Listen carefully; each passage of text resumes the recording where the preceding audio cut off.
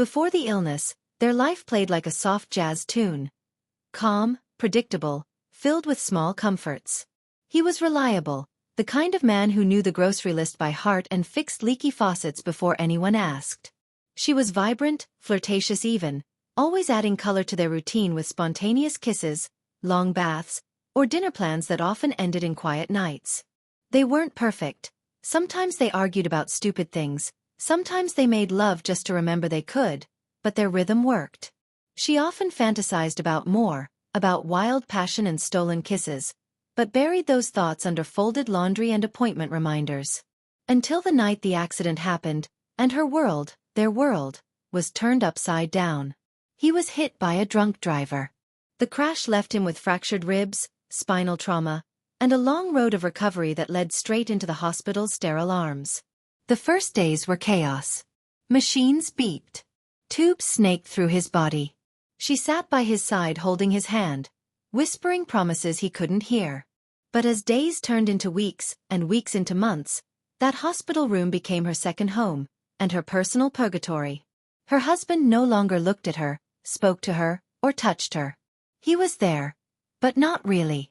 And she, still young, still aching to feel something, began to unravel. Enter the nurse. Early 30s, confident, a frame that filled out his scrubs in all the right places. Tattoos peeked from under his sleeves, his voice calm, reassuring. He didn't just speak to her. He saw her. On a day when she nearly fainted from exhaustion, he offered her his chair. On another, he placed a hot coffee in her hand without being asked. It was harmless at first, but electricity hummed beneath every glance, every accidental touch. One night, while standing beside the window, she laughed at a story he told, and when she looked into his eyes, everything shifted. They didn't kiss then, but they wanted to. A week later it happened. In the staff lounge, between night rounds. She was alone. He walked in. They said nothing. He stepped closer. Her breath caught. His lips brushed hers. And then it exploded. A kiss that was all hunger and heat. Hands tangled in hair. Fingers gripped hips. Breaths grew short. They didn't go all the way. Not yet. But that moment sealed something between them. A door had opened. And they both stepped through it without looking back. After that, the hospital transformed. Corridors became secret paths. Storage rooms became sanctuaries. They learned the rhythm of the shifts, the blind spots of the cameras. He'd brush past her in the hallway, fingertips grazing her hand like a silent promise. Sometimes they stole 5 minutes in the elevator, where he pressed her against the wall and kissed her like he was starving. Other times, they made out furiously behind the linen carts, her blouse unbuttoned, his hands under her skirt. It was dangerous. It was wrong. But it was addictive. The most intense moments weren't always about sex. It was the way he looked at her while she pretended to comfort her husband. It was the note slipped into her purse. Room 304 is empty. Meet me. It was the sound of his breath in her ear when he whispered, "You deserve more." Each day she visited, she told herself it would be the last time. And each day, she gave in again. Because with him, she didn't feel like a wife. She felt like a woman. Wanted, needed, alive. Then came the night everything escalated. Rain poured outside. Power flickered. Her husband had just been sedated after a painful treatment. She arrived wet from the storm, her dress clinging to every curve. The nurse met her at the door, eyes dark with hunger. No words. Just urgency. They slipped into the room. Closed the curtains. Her husband lay unconscious, machine steady beside him. She kissed the nurse hard, pulling him toward the extra bed. Clothes half off, hearts racing, they crossed every line. Her moans were barely audible, lost against his skin.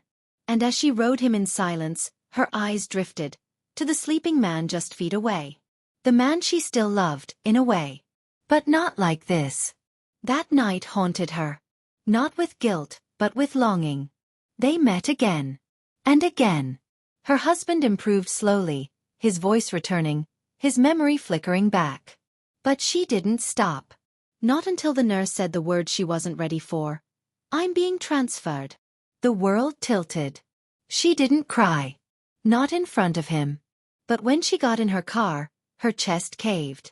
It was over. Just like that. No goodbye, no closure. And suddenly, she was just a wife again. No thrill. No fire. Just duty. At home, she played the part flawlessly. Cooked his favorite meals. Helped him into bed. Smiled during visits from friends. Posted inspirational quotes on Instagram. Love is tested in the darkest times. No one suspected a thing. Not her friends. Not her in-laws. Certainly not her husband, who thanked her every night for staying. And she accepted that gratitude with a kiss, holding back the truth like poison behind her teeth. The nurse became a memory. A secret chapter locked away. She sometimes caught herself staring at hospital scenes in TV shows. Or she'd find a note he once gave her, still folded in her purse, and her fingers would tremble. But she never reached out. She never tried to find him. Because she knew, it would all come rushing back. Her husband recovered. Slowly. But enough. They made love again, once or twice. Soft, careful like fragile glass. He looked into her eyes and said, "I missed this." She nodded. Smiled. And in her head, the nurse's face flickered like static. She wasn't comparing. She was remembering. Because a part of her had never left that hospital.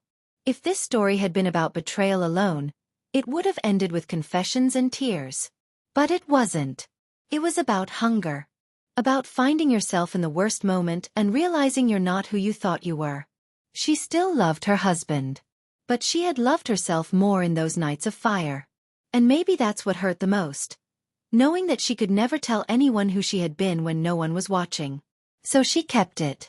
The secret. The story. The truth. Because some infidelity stories don't end in divorce. Some cheating wife stories don't get exposed. They just live inside. Hidden behind smiles.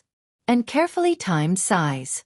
If this story held you in its grip, don't forget to like the video, subscribe to the channel, and turn on notifications. We bring you raw, emotional, and intense real-life inspired stories every week. The kind that makes you question love, loyalty, and the lines we all cross when no one's looking.